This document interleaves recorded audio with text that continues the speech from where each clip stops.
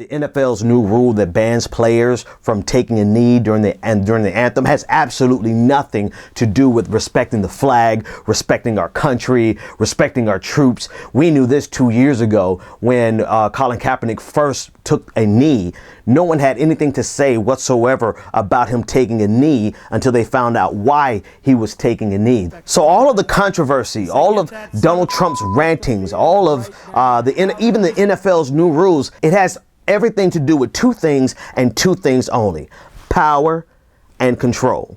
That's it. The NFL owners are trying to prove that they have the power to compel these athletes that they pay, right? They're trying to prove that they can compel them to stand up, or effectively to stand down on their protest. And the owners are trying to demonstrate that they are indeed owners of these athletes by forcing them to stand with this new rule. Now, for Donald Trump and conservatives across the nation, it's also about power and control. They don't really care one bit about respecting the flag. That's just a mechanism that they use. That's a strategy that they use to control the debate.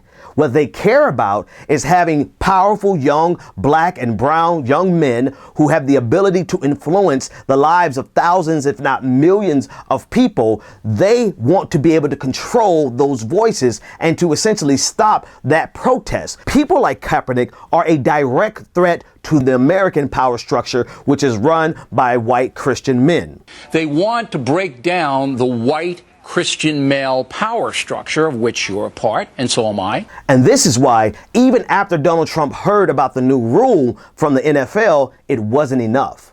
What's your reaction, Mr. President? Well, I think that's good. I don't think people should be staying in locker rooms, but still, I think it's good. You have to stand proudly for the national anthem. Well, you shouldn't be playing. You shouldn't be there. Maybe you shouldn't be in the country.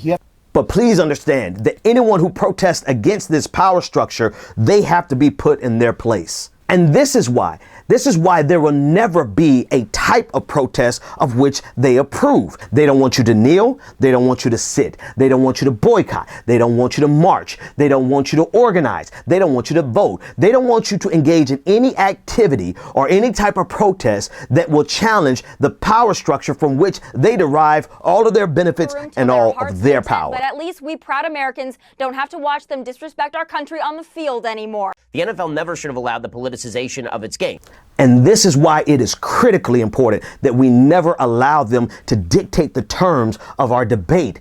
We're running around chasing them, trying to convince them that kneeling is respectful, when in actuality, those are the terms that they dictated to us. Who cares whether or not they think what we're doing is respectful, especially because nothing that we would ever do in terms of protesting this power structure would ever be deemed respectful by people who benefit from this power structure. So if the athletes want to take a knee, there's nothing that they can do to stop them from taking a knee. If they want to raise their fist, there's nothing that they can do to stop them from raising their fist. If they want to turn their backs on the anthem, then there's nothing that people like Donald Trump and conservatives across this country can do to stop them, because they do not have the power or the authority or the control to be able to stop these men from protesting their power structure and to stop us from taking apart that power structure.